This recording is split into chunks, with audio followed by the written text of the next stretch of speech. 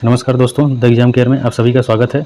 आइए हम स्टार्ट करते हैं। बिहार पुलिस कांस्टेबल के प्रैक्टिस सेट नंबर कौन सा है? 10 है। ओके, प्रैक्टिस सेट नंबर 10 हम कराएंगे, जिसमें से 100 महत्वपूर्ण प्रश्न होंगे।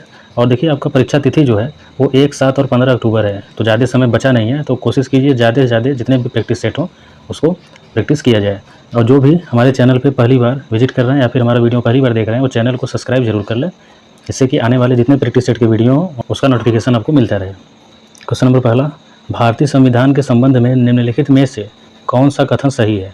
तो कौन सा कथन इसमें सही है तो उसको देख लेते हैं। तो इसमें देखिएगा, यह कई संविधानों का मिश्रण है। तो क्या देखिए हमारा सही है। यह पूरी तरीके से ब्रिटिश संविधान पर आधारित है, नहीं। और यह केवल भारत सरकार अधिनियम 1935 के आधार पर बनाया गया, यह भी गलत है। यह पूरी तरीके से कनाडा पर आधारित है, नहीं। इसका मतलब पहला ऑप्शन हमारा यहाँ पे क्या हो जाएगा? सही हो जाएगा। आते हैं नेक्स्ट क्वेश्चन पे। क्वेश्चन नंबर 2, भारत के संविधान में भाईचारे की भावना किस देश से प्रेरित है? देखिए, भाईचारे की जो भावना है ये हमारा प्रेरित है फ्रांस से। फ्रांस से क्या लिया गया है?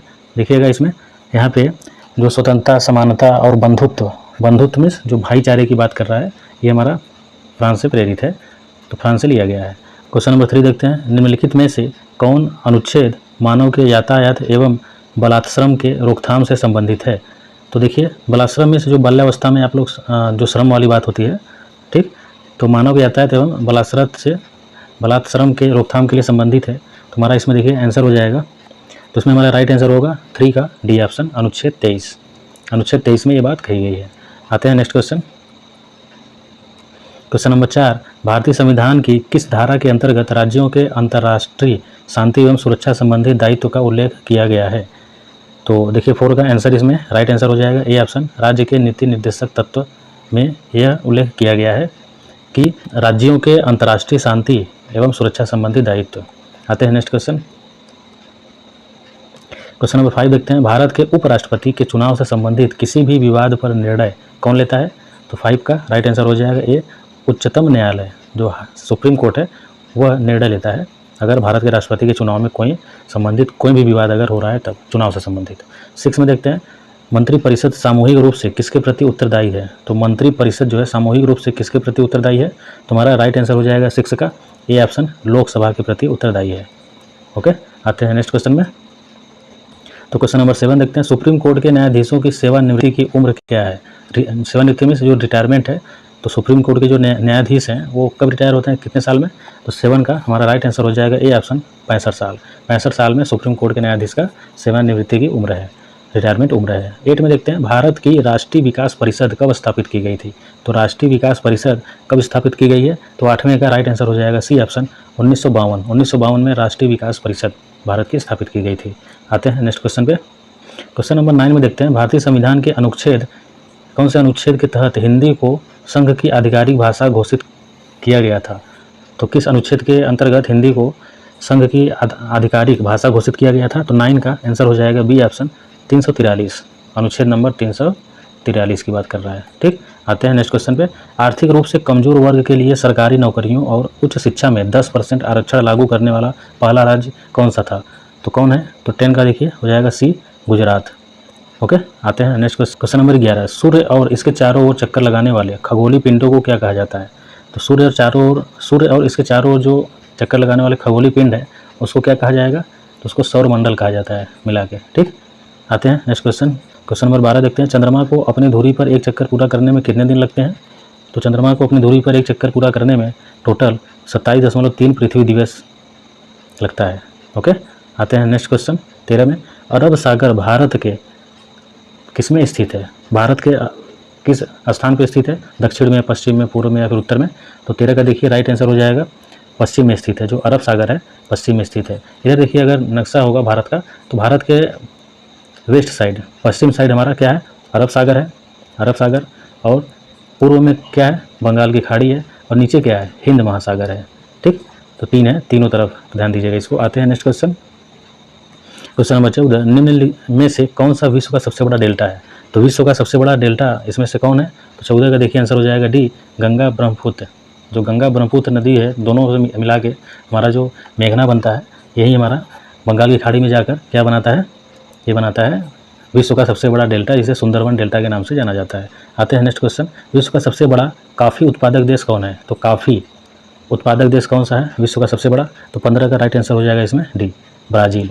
ब्राज़ील में कॉफ़ी का उत्पादक सबसे ज़्यादा होता है। आते हैं नेक्स्ट क्वेश्चन पे, क्वेश्चन नंबर 16, कोलेरू झील कहाँ स्थित है? जो कोलेरू झील है कहाँ पे स्थित है? तो 16 का राइट आंसर हो जाएगा आंध्र प्रदेश। कोलेरू झील हमारा आंध्र प्रदेश में स्थित है। 17 का देखते हैं, झेलम, चिनाब और रावी उपनदी है, किसके उपनदी है? मतलब सहायक नदी किसके हैं? तो देखिए झेलम, चिनाब और रावी नदी जो है वो सिंधु नदी के उपनदी हैं, इसका मतलब सहायक नदी हैं। ठीक, तो 17 का बी ऑप्शन यहाँ पे सही हो जाएगा। 18 का देखते हैं, 18 में हमारा है, असम में सबसे पहला तेल कुआं कहाँ खोजा गया था? तो असम में सबसे पहला, देखिए सबसे पहला तेल कुआं कहाँ खोजा गया था? तो 18 का राइट आंसर हो जाएगा बी, डिगबोई।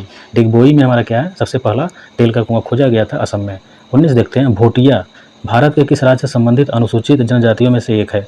तो भोटिया देखिए एक जनजाति है, तो किस राज्य से संबंधित है ये? तो 19 का ऑप्शन हो जाएगा ए, उत्तराखंड। उत्तराखंड में एक जाति पाई जाती है, जनजाति भोटिया। ठीक, अनुसूचित जनजाति। आते हैं नेक्स्ट क्वेश्चन में, क्वेश्चन नंबर 20, निम्न में से किस वेद में संगीत से संबंधित विज्ञान संग्रहित है?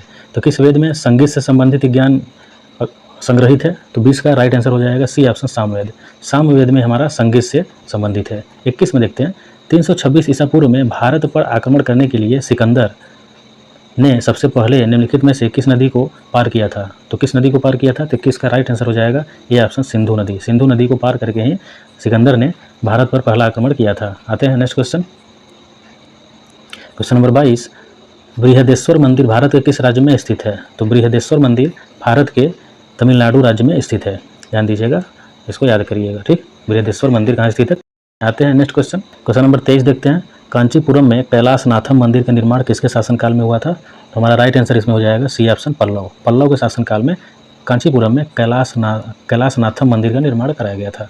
24 देखते हैं, खिलजी वंश का प्रथम शासक था। कौन खिलजी वंश का प्रथम शासक था? तो हमारा 24 का देखिए राइट आंसर हो जाएगा डी ऑप्शन, जलाउद्दीन फिरोज खिलजी। जलाउद्दीन फिरोज खिलजी क्या है? खिलजी वंश के संस्थापक भी हैं और प्रथम शासक भी थे। ठीक, आते हैं नेक्स्ट क्वेश्चन में, क्वेश्चन नंबर 25 देखते हैं, बाबर का वास्तविक नाम क्या है? तो बाबर का वास्तविक नाम देखिए क्या है, जहीर उद्दीन। जहीर उद्दीन बाबर का वास्तविक नाम था। क्वेश्चन नंबर 26 देखते हैं, मुसम्मन बुर्ज भारत के किस किले में स्थित है? तो किस किले में स्थित है? तो हमारा राइट आंसर हो जाएगा ए ऑप्शन, आगरा के लाल किला। जो आगरा का लाल किला है उसमें ही क्या स्थित है, ये मुसम्मन बुर्ज स्थित है। आते हैं नेक्स्ट क्वेश्चन, क्वेश्चन नंबर 27 देखते हैं, श्री गुरु नानक देव जी का जन्म राय भोई की तलबंडी वर्तमान में क्या है, नानकाना साहब में किस सन में हुआ था? तो गुरु नानक देव का जन्म कब हुआ था? 27 का राइट आंसर हो जाएगा सी, 1469 ईसा पूर्व में गुरु नानक देव जी का जन्म हुआ था। 28 देखते हैं, बॉम्बे डेक्कन में पहली राजस्व बंदोबस्ती का संचालन किस वर्ष में हुआ? तो बॉम्बे डेक्कन में पहली राजस्व बंदोबस्ती का संचालन किस वर्ष में हुआ है? 28 का देखिए यहाँ पे राइट आंसर हो जाएगा बी ऑप्शन, 1820 में हुआ था। आते हैं नेक्स्ट क्वेश्चन, अब यहाँ पे 29 देखते हैं, भारतीय राष्ट्रीय कांग्रेस की पहली भारतीय महिला अध्यक्ष कौन थी? तो भारतीय राष्ट्रीय कांग्रेस की स्थापना देखिए कब हुई थी?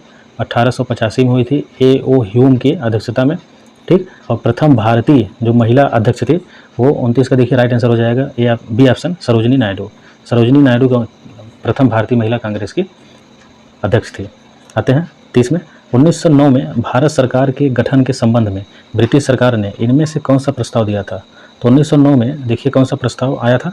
तो हमारा इसमें देखिए सी ऑप्शन, पार्लियामेंटो सुधार आया हुआ था 1909 में। ठीक, तो 30 का सी ऑप्शन सही हो जाएगा। आते हैं नेक्स्ट क्वेश्चन, तो क्वेश्चन नंबर 31 देखते हैं, ऑपरेशन विजय निम्नलिखित में से किस युद्ध से संबंधित है? तो ऑपरेशन विजय जो है किस युद्ध से संबंधित है? तो 31 का राइट आंसर हो जाएगा डी, कारगिल युद्ध। कारगिल युद्ध को क्या कहते हैं? ऑपरेशन विजय इस युद्ध से संबंधित था। 32 देखते हैं, निम्नलिखित में से कौन सा विभाग भारत के जीडीपी की गणना करता है? तो भारत के जीडीपी की जो गणना है कौन करता है? तो 32 का राइट आंसर हो जाएगा सी ऑप्शन, केंद्रीय सांख्यिकी कार्यालय। केंद्रीय सांख्यिकी जो कार्यालय है ये हमारा भारत के जीडीपी की गणना करता है। आते हैं नेक्स्ट क्वेश्चन में, क्वेश्चन नंबर 33, भारत में पहला बैंक कौन सा था? तो भारत में देखिए पहला जो बैंक है वो हमारा है बैंक ऑफ हिंदुस्तान। जो बैंक ऑफ हिंदुस्तान है भारत का पहला बैंक था। ओके, आते हैं नेक्स्ट क्वेश्चन में, क्वेश्चन नंबर 34, एफडीआई का अर्थ है, जो एफडीआई है उसका अर्थ क्या है? तो 34 का देखिए राइट आंसर हो जाएगा डी, प्रत्यक्ष विदेशी निवेश। जो एफडीआई है वो प्रत्यक्ष विदेशी निवेश इसको कहा जाता है, इसका अर्थ यही है। ठीक, 35 में देखते हैं, 2011 की जनगणना के अनुसार भारत का दूसरा सर्वाधिक जनसंख्या वाला शहर है? तो शहर के बारे में बात कर रहा है, राज्य के बारे में नहीं। तो भारत का दूसरा सबसे अधिक जनसंख्या वाला शहर कौन सा है? तो 35 का देखिए राइट आंसर हो जाएगा डी, दिल्ली। ओके, आते हैं नेक्स्ट क्वेश्चन। क्वेश्चन नंबर 36, समग्र शिक्षा स्कूली शिक्षा के लिए एक योजना है जो के लिए है, किसके लिए है? तो 36 का राइट आंसर हो जाएगा ए, प्री नर्सरी से 12 तक। प्री नर्सरी से 12 तक की शिक्षा क्या है? समग्र शिक्षा के नाम से जानी जाती है। और 37 में देखते हैं, अकुशल श्रमिकों के प्रवास का निम्नलिखित में से क्या कारण है? जो अकुशल श्रमिक हैं उनके प्रवास का, जो प्रवासी मजदूर के रूप में जाने जाते हैं, इनमें क्या कारण है? तो 37 का देखिए राइट आंसर हो जाएगा निर्धनता। निर्धनता मीन्स बहुत ज़्यादा गरीबी है, ठीक, गरीबी के कारण सब बाहर जाते हैं कमाने, इसीलिए उन्हें प्रवासी भी कहा जाता है। आते हैं नेक्स्ट क्वेश्चन में। इसमें देखिए 38 में किस राज्य सरकार ने पगा हार्नबिल उत्सव को राज्य उत्सव घोषित किया? तो किस राज्य सरकार ने किया है? तो 38 का देखिए राइट आंसर हो जाएगा बी ऑप्शन, अरुणाचल प्रदेश। अरुणाचल प्रदेश नहीं, सरकार ने क्या किया है कि पगा हार्नबिल उत्सव को राज्य उत्सव घोषित किया है। 39 का देखते हैं, धालो का एक लोकप्रिय धार्मिक लोकनृत्य है। तो धालो जो है किस राज्य का? तो राज्य हमें बताना है कि एक लोकप्रिय धार्मिक लोकनृत्य है, ठीक। 39 का राइट आंसर हो जाएगा बी ऑप्शन, गोवा। गोवा में क्या है? धालो जो लोकनृत्य है वो हमारा एक धार्मिक लोकनृत्य है, ठीक। आते हैं नेक्स्ट क्वेश्चन।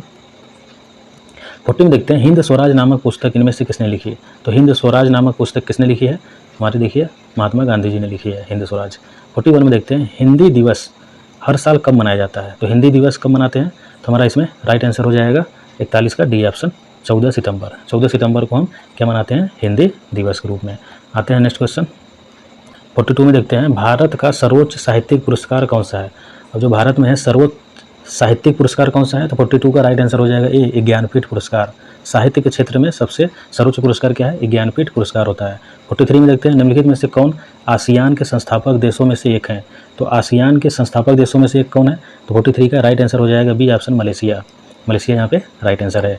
44 देखते हैं, अंतरिक्ष में जाने वाले सर्वप्रथम कुत्ते का क्या नाम था? जो अंतरिक्ष में सर्वप्रथम जो कुत्ता गया था उसका क्या नाम है? तो 44 का यहाँ पे राइट आंसर हो जाएगा लाइका। उस कुत्ते का नाम क्या था? लाइका था। आते हैं नेक्स्ट क्वेश्चन। क्वेश्चन नंबर 45 देखते हैं, लेडी रतन टाटा ट्रॉफी किस खेल से संबंधित है? तो हमारा यहाँ देखिए 45 का राइट आंसर हो जाएगा C option, hockey. Lady Ratan Tata trophy हमारा हॉकी से संबंधित है। आते हैं नेक्स्ट क्वेश्चन में।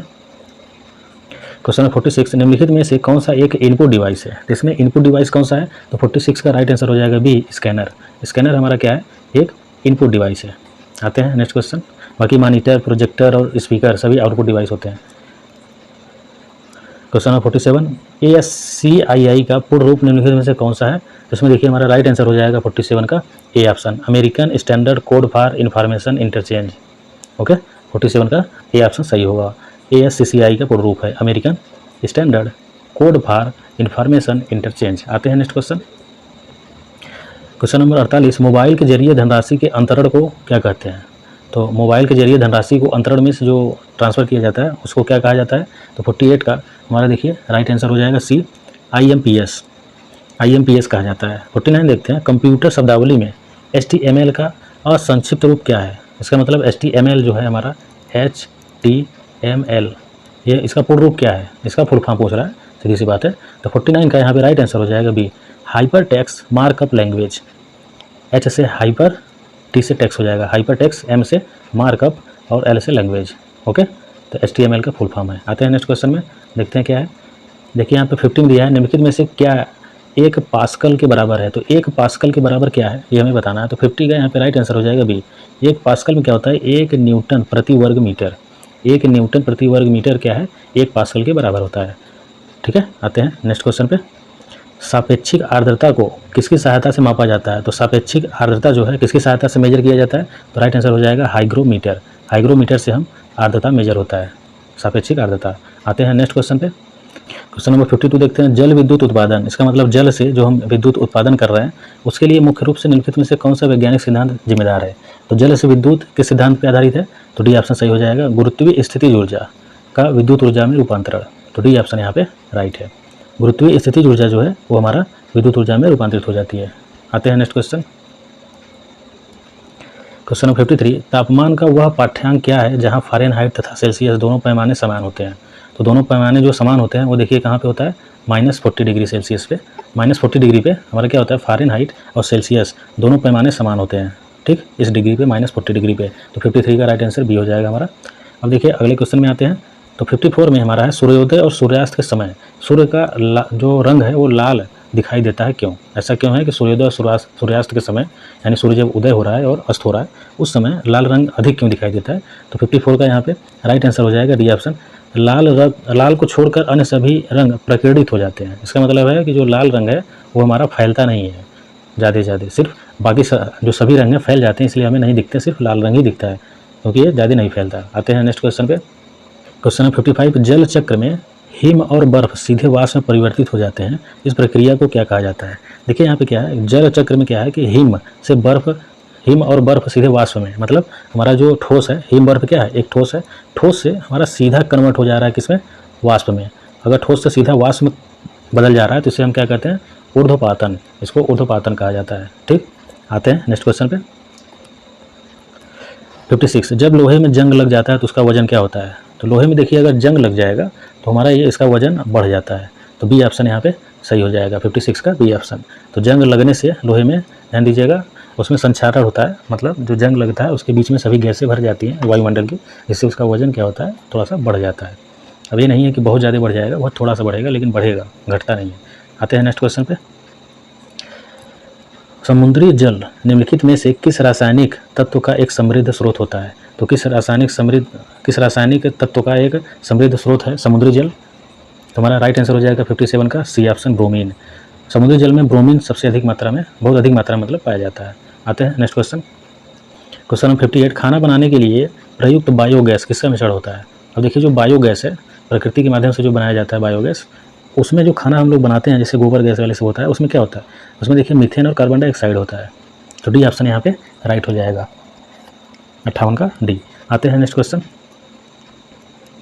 क्वेश्चन नंबर 59, आर्द्र एवं नम वातावरण में उत्पन्न होने वाले काई जैसे प्राचीन पौधों के अध्ययन को क्या कहा जाता है? तो काई हमारा देखिए जो जहाँ पे अगर नमी है वहाँ पे क्या है, काई जो बैठ जाता है ज़मीन पे या फिर कहीं कोने में, तो हमारा है कि उस अध्ययन को हम क्या कहेंगे, प्राचीन पौधों का अध्ययन अगर किया जाए तो क्या कहलाता है? तो उसको कहता है ब्रायोलॉजी, उसको ब्रायोलॉजी कहा जाता है। अब देखिए 60 में लार में कौन सा एंजाइम मौजूद होता है? तो हमारा जो लार है, मुंह में जो लार पाया जाता है उसमें कौन सा एंजाइम मौजूद होता है? तो हमारा देखिए यहाँ पे राइट आंसर हो जाएगा 60 का एमाइलेज। कौन सा एंजाइम? एमाइलेज। ओके, आते हैं नेक्स्ट क्वेश्चन पे। क्वेश्चन नंबर 61 में प्राकृतिक चयन तंत्र को वर्णित करने की पद्धति के रूप में योग्यतम की उत्तरजीविता वाक्यांश का निम्नलिखित में से किसका कथन है? तो किसका कथन है? 61 का राइट आंसर हो जाएगा B, Herbert Spencer. Herbert Spencer का हमारा कथन क्या है कि योग्यतम की उत्तरजीविता। ओके, आते हैं नेक्स्ट क्वेश्चन पे। 62, मानव शरीर में निम्न में से कौन से प्रकार की शिराएं पेशी ऊतक के भीतर स्थित होती है और पास में संगत धमनी होती है? तो कौन सी शिराएं हैं? तो हमारा राइट आंसर इसमें हो जाएगा डी ऑप्शन, गहरी शिराएं। ओके, आते हैं नेक्स्ट क्वेश्चन में। क्वेश्चन नंबर 63, नेफ्रॉन निम्न में से किसकी सूक्ष्म संरचनात्मक और कार्यात्मक इकाई है? तो नेफ्रॉन जो है सूक्ष्म संरचनात्मक और कार्यात्मक इकाई किसकी है? तो 63 का राइट आंसर हो जाएगा बी, किडनी। किडनी की इकाई होती है नेफ्रॉन। आते हैं नेक्स्ट क्वेश्चन पे। क्वेश्चन नंबर 64, निम्नलिखित में से किस राज्य में भारत की सबसे बड़ी खारी आर्द्रभूमि सांभर झील स्थित है? तो कहाँ पे स्थित है? 64 का राइट आंसर हो जाएगा डी, राजस्थान। तो जो सबसे बड़ी खारी मतलब खारे पानी की जो आर्द्रभूमि है सांभर झील कहाँ पे स्थित है? राजस्थान में। 65 में देखते हैं, विश्व स्वास्थ्य दिवस 2023 का मुख्य विषय क्या था? तो विश्व स्वास्थ्य दिवस 2023 का मुख्य विषय जो है वो क्या है? तो 65 का राइट आंसर हो जाएगा ए ऑप्शन, सभी के लिए स्वास्थ्य। ठीक, मुख्य विषय था सभी के लिए स्वास्थ्य। आते हैं नेक्स्ट क्वेश्चन। क्वेश्चन नंबर 66, वर्ष 2023 में अंतर्राष्ट्रीय पृथ्वी दिवस की थीम है। तो वर्ष 2023 में अंतर्राष्ट्रीय पृथ्वी दिवस, उसका थीम क्या था? तो 66 का राइट आंसर हो जाएगा सी ऑप्शन, हमारे ग्रह में निवेश करना। हमारे ग्रह में निवेश करना, यही थीम था उसका। ठीक, 67 में देखते हैं, विश्व क्षय रोग दिवस कब मनाया जाता है? तो क्षय रोग दिवस कब मनाया जा रहा है? तो 67 का राइट आंसर हो जाएगा ए ऑप्शन, 24 मार्च। 24 मार्च को क्षय रोग दिवस मनाया जाता है। आते हैं नेक्स्ट क्वेश्चन में। 68, विश्व जल दिवस 2023 की थीम क्या है? तो 2023 का जो थीम है विश्व जल दिवस का वो क्या है? तो 68 का राइट आंसर हो जाएगा बी ऑप्शन, जल और स्वच्छता संकट समाधान से तेज़ी से परिवर्तित लाना। तो जल और स्वच्छता जो संकट है उसके समाधान में तेज़ी से परिवर्तन लाना ही हमारा थीम था विश्व जल दिवस पर। आते हैं क्वेश्चन नंबर 69 में देखते हैं। अंतर्राष्ट्रीय वन दिवस 2023 कब मनाया गया? तो अंतर्राष्ट्रीय वन दिवस 2023 कब मनाया गया है? तो 69 का राइट आंसर हो जाएगा सी, 21 मार्च 2023 को मनाया गया है। 70 देखते हैं, अंतर्राष्ट्रीय महिला दिवस 2023 कब मनाया गया? तो अंतर्राष्ट्रीय महिला दिवस 2023 हमारा देखिए कब मनाया जाता है? 8 मार्च 2023 को मनाया गया। ठीक, 8 मार्च को ही मनाया जाता है हर साल 8 मार्च को। ऐसे ही अंतर्राष्ट्रीय वन दिवस हर साल 21 मार्च को मनाया जाता है। आते हैं नेक्स्ट क्वेश्चन नंबर 81 में देखते हैं, select the option that can be used as one word substitute for a given group of words. तो यहाँ पे दिया है कि the practice of persuading someone to do something by using force or threats. तो यहाँ पे देखिए वन वर्ड सब्स्टिट्यूट क्या हो जाएगा? 31 का यहाँ पे राइट आंसर हो जाएगा हमारा डी, कोर्सियन। ठीक, कोर्सियन इसको कहा जाएगा वन वर्ड सब्स्टिट्यूट में। आते हैं next question, question number 82, select the most appropriate synonym of the given word venture. तो वेंचर का देखिए इसका मीनिंग होता है हमारा जोखिम उठाना। क्या होता है? जोखिम उठाना। और जो अटेम्प्ट है, अटेम्प्ट माने भी हमारा क्या होता है एक तरह से, अगर इसका देखा जाए तो प्रयास होता है, प्रयास। तो इसका जो सिनोनिम हो जाएगा सी ऑप्शन सही होगा। आते हैं नेक्स्ट क्वेश्चन,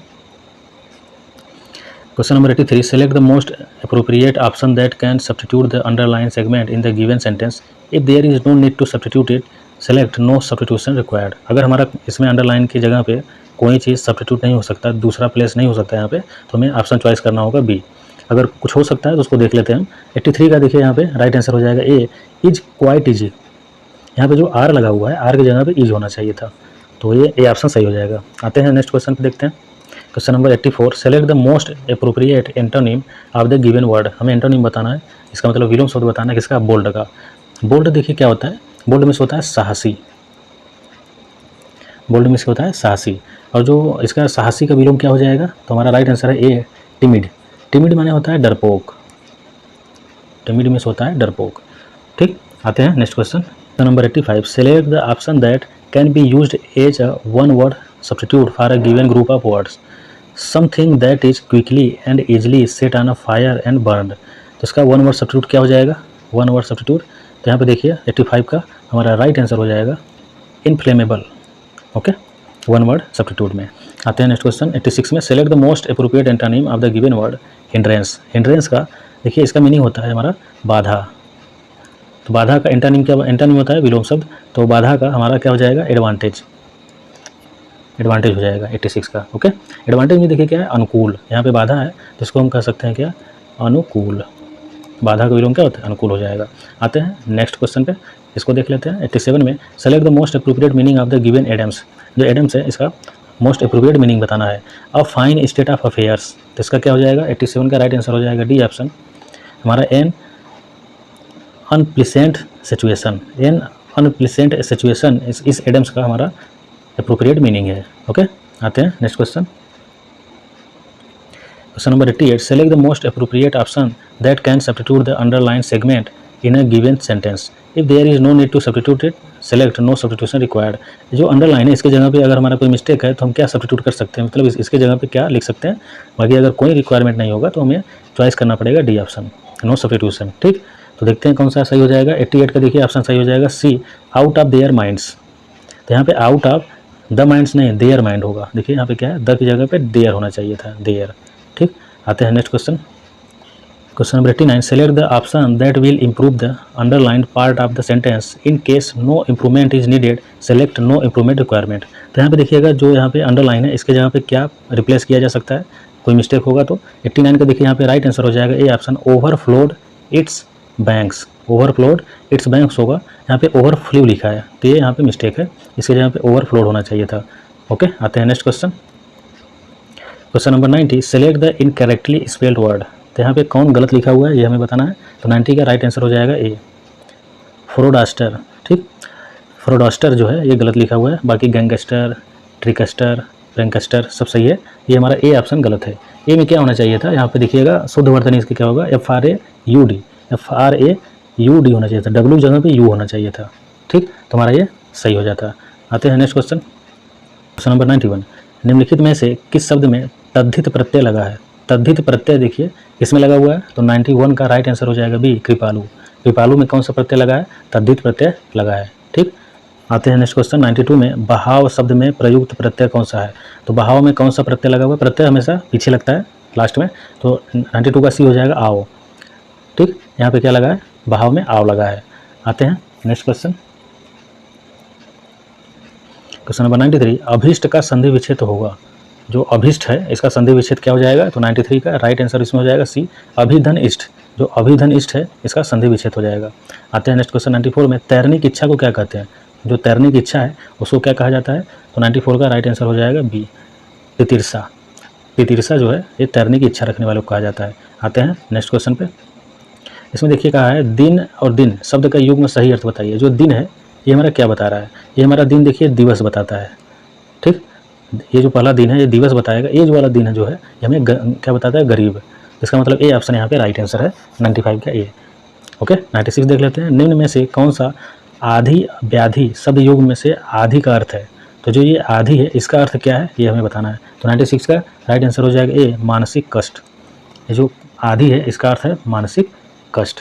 ओके, और जो ये व्याधि है, व्याधि का अर्थ होता है हमारा रोग, बीमारी, पीड़ा, ये सभी अर्थ होते हैं। ठीक, आते हैं नेक्स्ट क्वेश्चन, क्वेश्चन नंबर 97, दारू का अर्थ है। जो दारू है इस दारू का अर्थ क्या होता है, आंसर हो जाएगा इसमें हमारा डी ऑप्शन, लकड़ी।